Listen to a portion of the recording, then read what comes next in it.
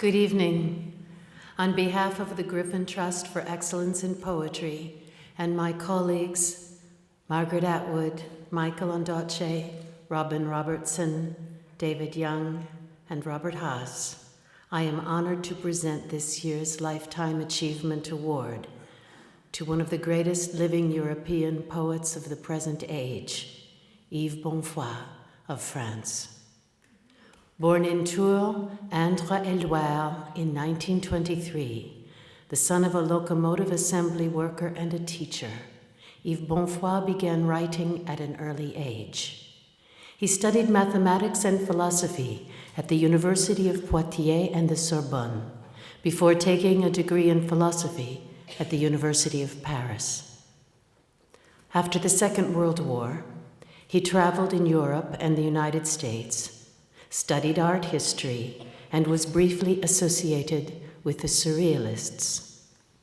With his extraordinary book, Du mouvement et de l'immobilité de Douve, On the Motion and Immobility of Douve, published in 1953, he embarked upon an original and luminous poetic that he would explore throughout his life, creating a glissement between poet and other, writer and reader, a poetry of presence and immediacy, intimacy, and empathic encounter in the purest diction and most classically austere forms of any poet of his generation.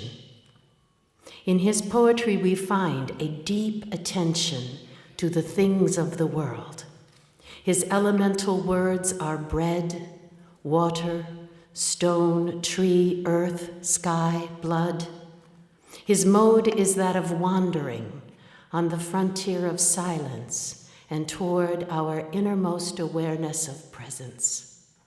He cautions us against excarnation, that call away from the situation at hand, against the refusal of time and death, and asks us to recognize the sacredness of what is.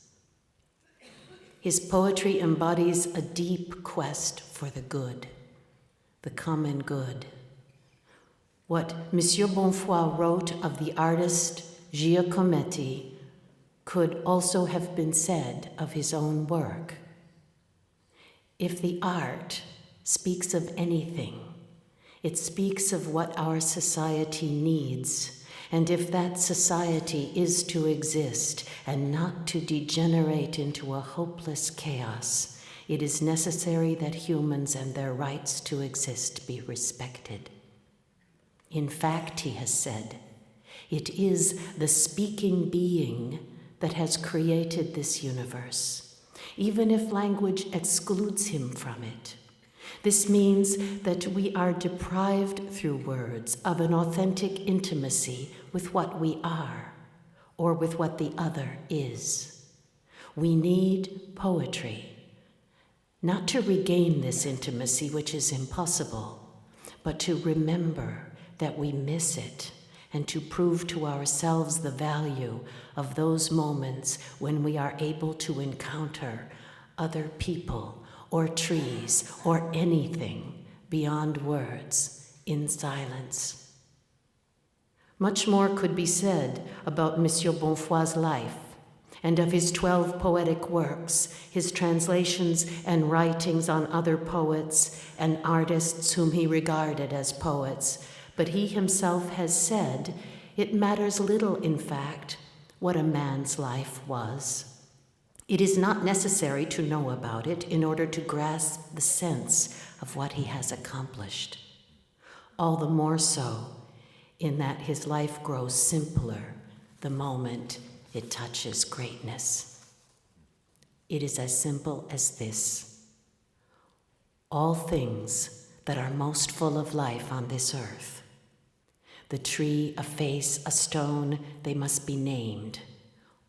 All our hope rests in this. In another passage he writes, I would like to bring together, I would like almost to identify poetry and hope.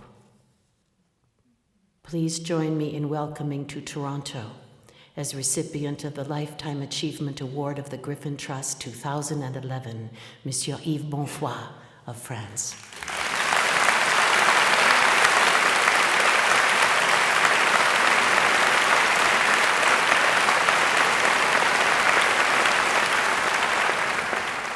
Je vous remercie de vos bonnes paroles, chère Carolyn Forché, et je remercie grandement le Griffin Trust pour cette attribution of a Lifetime Achievement Award.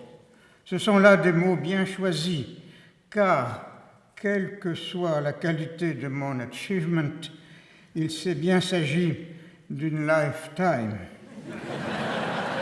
J'ai consacré ma vie à la poésie, en effet, et ce que je puis dire en cette occasion que vous m'offrez, c'est que je ne le regrette pas et que vous avez raison d'associer l'expérience poétique moins à la chose écrite qu'à l'existence vécue, avec ses soucis propres et sa sorte de vérité.